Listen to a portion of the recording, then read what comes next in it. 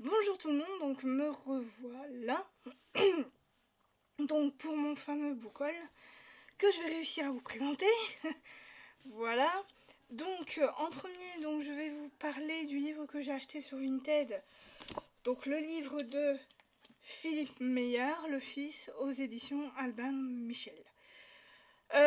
Donc c'est un livre dont j'avais entendu beaucoup de bien, qui a eu beaucoup de succès. Et quand je l'ai vu sur Vinted, je me suis dit, allez, je me fais une petite folie, je l'achète. Surtout qu'il était pas cher, donc voilà. Donc je l'ai acheté, j'ai commencé à lire, j'ai eu du mal au départ. Et puis après, ben, j'ai été happée par l'histoire. Et comme vous le voyez, là, j'ai bientôt fini. Donc une fois que je l'aurai fini, je vous le présenterai en bilan lecture. Je vais pas vous en parler là tout de suite, ça sert à rien. Comme je l'ai pas encore fini, je vous en parlerai dans un prochain bilan lecture. Voilà. Donc là ici ça sera le livre que je vais lire après, donc Philippe Meyer, Giacometti Raven, Résurrection, aux éditions JC Lattès. Souvenez-vous, je l'avais acheté il y a un moment de ça, hein, je voulais le lire pendant mes vacances et puis j'ai pas eu le temps de le lire pendant mes vacances. Voilà, donc du coup je vais le lire après Philippe Meyer. Et voilà. Donc du coup Giacometti Raven, Résurrection, c'est la suite de Soleil Noir et du Triomphe des Ténèbres, de la Nuit du Mal et de la Relique du Chaos. Voilà. Voilà. Donc c'est la suite. On va retrouver Tristan Marcas, on va retrouver les SS. Hein, voilà, c'est toujours rapport aux nazis. Vu que là on va être en 1943 et en 1291 en Terre Sainte. Voilà, va y avoir à mon avis un trésor des Templiers, enfin je sais pas, quelque chose qui, ou une mission secrète, voilà, une mission secrète templière, voilà, qu'on va essayer de retrouver en 1943 je pense. Donc voilà, donc je vous en dirai plus quand je l'aurai lu, on verra bien le résultat de ce livre. Voilà, donc Giacometti Raven, Résurrection, aux éditions JC Lattès. Donc maintenant, je vais vous parler des livres que je me suis acheté pendant les vacances. Donc je me suis acheté le livre d'Alex Michaelides, alors je sais pas si ça se dit comme ça, Les Muses, aux éditions Calman Lévy Noir. Voilà, donc ça a été un livre qui n'a pas eu tant de succès que ça, malheureusement. Mais j'ai eu envie de me faire ma propre opinion. Donc là, on va être avec Mariana, qui est londonienne, et qui est d'origine grecque et qui est psychothérapeute. Elle va être appelée par sa nièce Zoé, qui va l'appeler sur le campus de Cambridge à Londres, parce qu'il y a eu un assassinat. L'assassinat d'une de ses amies, et apparemment elle accuserait son professeur de grec ancien d'avoir tué sa copine, et donc du coup Mariana va vouloir enquêter donc sur ce meurtre et sur ce fameux professeur si séduisant qu'Edouard Fosca. Voilà. Donc Alex Michaelides, Les Muses, chez Calman Lévy Noir. Je me suis procuré aussi le nouveau livre de R.J. Ellory, Le Carnaval des Ombres, aux éditions Sonatine. Donc là, on est en 1958 au Kansas. Il y a un cirque qui va élire domicile dans la ville de Seneca Falls. Et sous un carrousel, on va voir le corps d'un homme assassiné. Voilà, avec d'étranges tatouages sur le corps.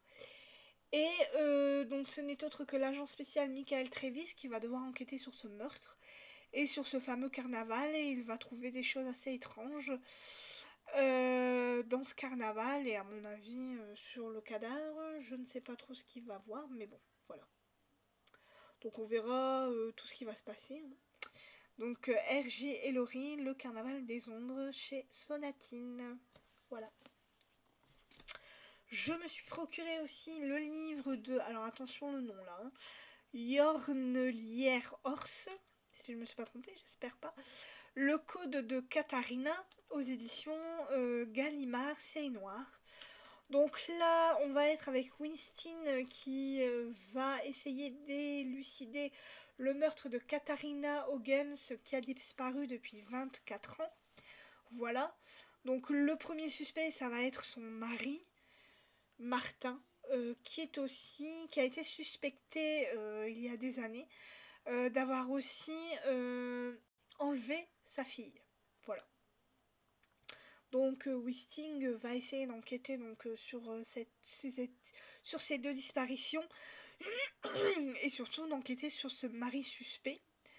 Voilà, donc on verra ce que ça donne. Donc apparemment cette Katharina avait laissé derrière elle une feuille avec des chiffres, des lignes, et une croix, voilà, dessinée sur une feuille, voilà, trouvée dans sa cuisine. Et apparemment ce code est très suspect. Et, on va essayer de le décoder, tout simplement.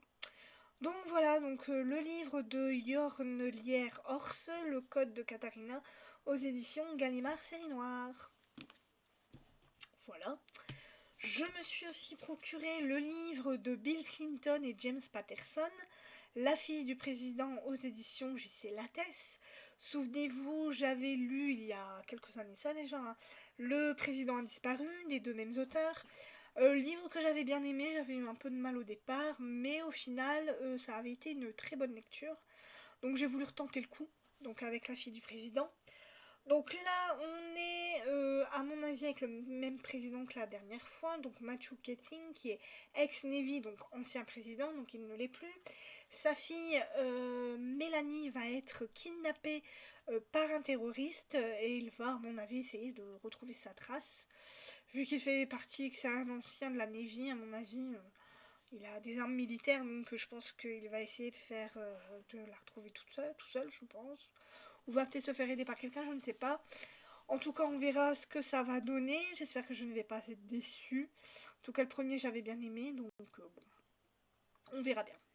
Donc Bill Clinton et James Patterson dans La fille du président de JC aux éditions, je vais y arriver, JC Lattès. Voilà. Je me suis aussi procuré le livre d'Angela Marson, Nos monstres, aux éditions Belfond Noir. Donc souvenez-vous, j'avais lu Le pensionnaire des innocentes que j'avais adoré, de la même autrice. Et là je me suis dit pourquoi pas, on y retourne. J'avais bien aimé la plume, j'avais bien aimé les personnages il me semble. Donc là on va être avec l'inspectrice Kimston qui va être mise sur l'affaire d'un homme retrouvé mort mort à la sortie d'un pub lacéré de coups de couteau. Voilà. Elle va découvrir que cet homme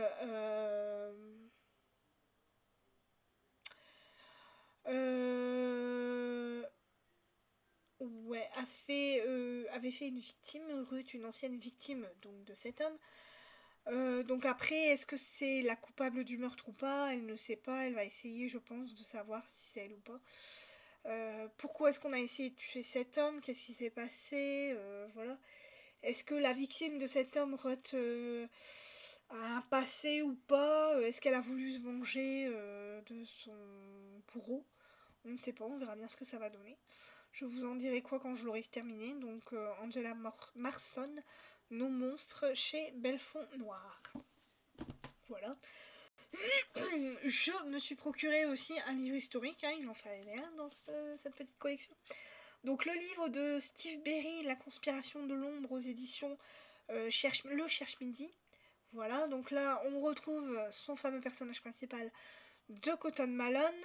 On va bien sûr être avec l'histoire des nazis. Donc on va être à Strasbourg en 1944, on va être à Berlin en avril 1945 et en Biélorussie en 2021, où on va retrouver Cotton Malone qui va être en possession d'un dossier confidentiel au contenu explosif. Voilà, donc on va voir. Apparemment, il est question de la mort d'Hitler et d'Eva Braun. Donc on verra ce que ça donne, on verra ce qu'il nous propose. En tout cas, moi j'adore Steve Berry, j'adore son écriture, j'ai lu pratiquement tous ses livres. Je crois qu'il m'en manque un ou deux dans la série, mais Voilà, la plupart de ces livres, je les ai lus. Voilà. Donc Steve Berry, la conspiration de Londres, je vais y arriver, chez les éditions Ne Cherche Midi. Voilà. En petit dernier, donc je me suis procuré bien évidemment le nouveau livre de Franck Tillier 1991 aux éditions Fleuve Noir, la première enquête de Charcot. Voilà, que tout le monde a lu. Moi je ne l'avais pas encore acheté, je me suis dit je vais attendre que tout le monde le lise avant de le lire. Alors apparemment ça a été ça a été un très très bon livre à lire. Tout le monde a été très très content de retrouver Franck Charcot dans cette histoire, surtout pour sa première enquête. Oups.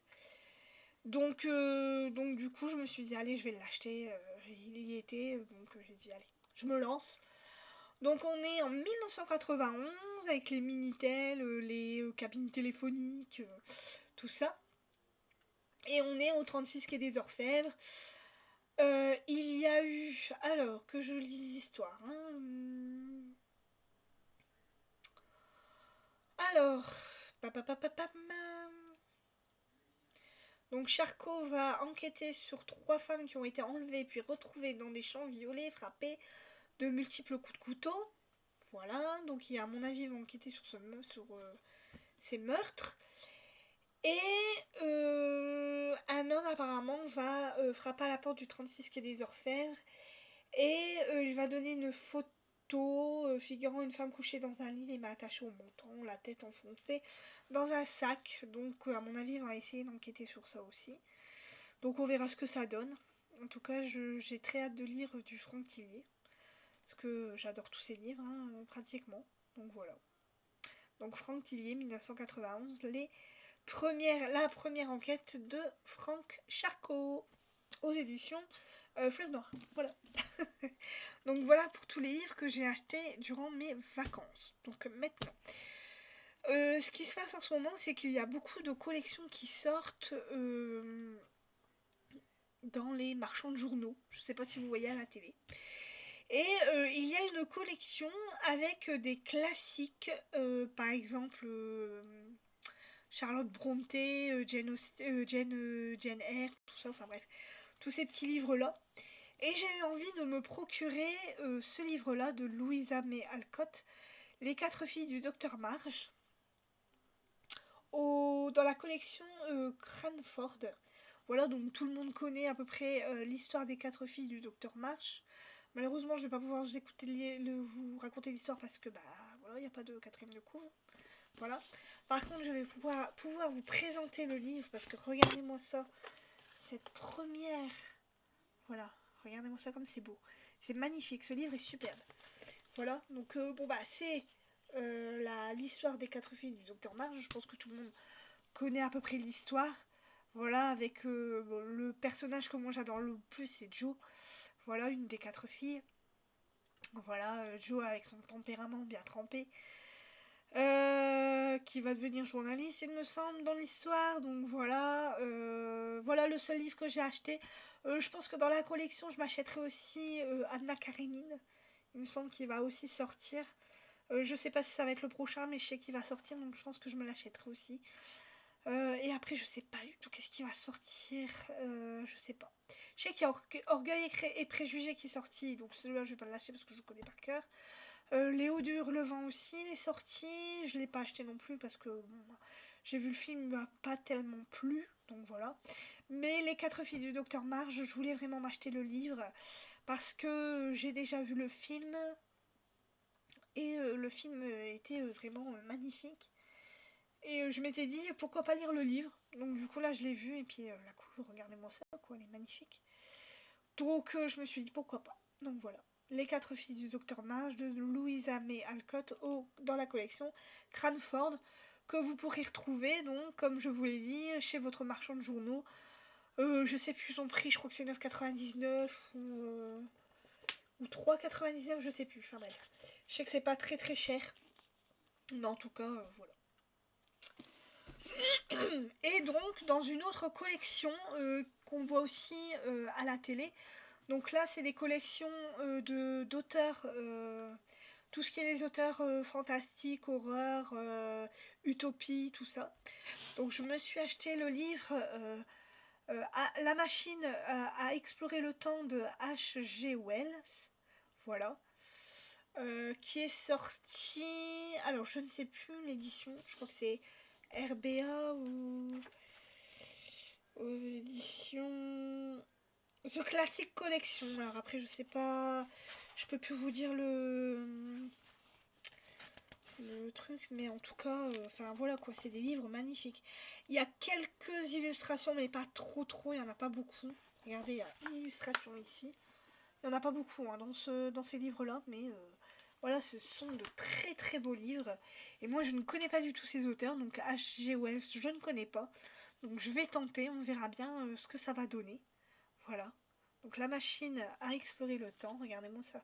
C'est juste magnifique, c'est des très beaux livres. Voilà. Donc ça, c'est le premier. Je me suis procuré aussi, donc le deuxième qui est sorti, donc Frankenstein, de Mary Shelley. Voilà, donc pareil, la même collection, chez votre marchand de journaux, vous y allez, vous allez trouver. Voilà, il n'y a aucun souci. Donc tout le monde à peu près connaît l'histoire de Frankenstein. Voilà, de Mary Shelley. Moi je connais pas trop, je connais à peu près les grandes lignes, mais voilà. Donc je l'ai même pas ouvert. Je sais même pas les illustrations. Regardez-moi ça. Oh, les illustrations sont superbes. C'est des petites illustrations, mais moi je trouve que c'est magnifique quoi. Regardez. Je trouve que c'est vraiment de très belles illustrations. Alors je sais pas ce que l'histoire va donner, mais je pense que ça va être beau. Voilà. Donc Frankenstein de Mary Shelley. Là c'est les éditions, comme je vous l'ai dit tout à l'heure, The Classic Collection. Voilà. Et je me suis procuré donc le troisième qui est sorti la semaine passée. Voilà, Le Chat Noir de Edgar et autres histoires extraordinaires d'Edgar Allan Poe. Alors, Edgar Allan Poe, je connais l'auteur. Voilà. Je ne connais pas ses livres. Je sais juste apparemment qu'il sort des livres d'horreur. Tout simplement.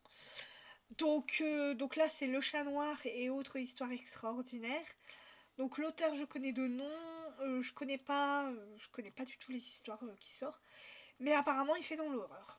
Donc voilà, alors après, il faut que je vous y trouve des illustrations. Alors il y en a des très glauques. Parce que j'ai feuilleté un petit peu et apparemment... alors je sais pas si vous allez voir. Voilà. Voilà une des illustrations parmi tant d'autres. Alors vous voyez déjà le glauquissime. Voilà, moi de l'horreur, j'ai jamais lu. Je sais pas si ça va me plaire. J'espère. Parce que si ça me plaît pas, bah on est un peu dans le caca, on va dire. Parce que lire un livre qui plaît pas, c'est compliqué. Non, je vais pas avoir d'autres illustrations. Je pense qu'il n'y en a pas beaucoup dans celui-là. Je crois que j'en avais là. Là, voilà. Voilà. Donc vous voyez à peu près le glauquissime. Hein. Donc bon, c'est vraiment horreur. Hein. Donc voilà à peu près toutes les illustrations qu'il y a dans ce livre. En tout cas, bon, c'est une petite pavasse quand même. Hein. Donc voilà, donc Le Chat Noir et les autres histoires extraordinaires d'Edgar Allan Poe. Voilà. Aux éditions, donc comme je vous l'ai dit, The Collection Classique. The Classic Collection. Au contraire. Voilà. Donc voilà pour mon book haul. J'espère qu'il vous aura plu. J'attends vos commentaires avec impatience. Voilà, donc je sais pas ce que vous en pensez de ce bilan. Lecture d'avant et de ce book haul ici. J'espère que ça vous plaira et que voilà quoi, vous me donnerez vos impressions. Donc je vous dis à la prochaine. Je vous souhaite de très bonnes lectures. Et puis bye bye. Bon week-end. Et bonne semaine à vous, bonne semaine prochaine. Si vous avez repris le boulot, bon courage. Si vous ne l'avez pas encore pris, bah, profitez de vos derniers jours de vacances. Voilà. Et puis bonne lecture.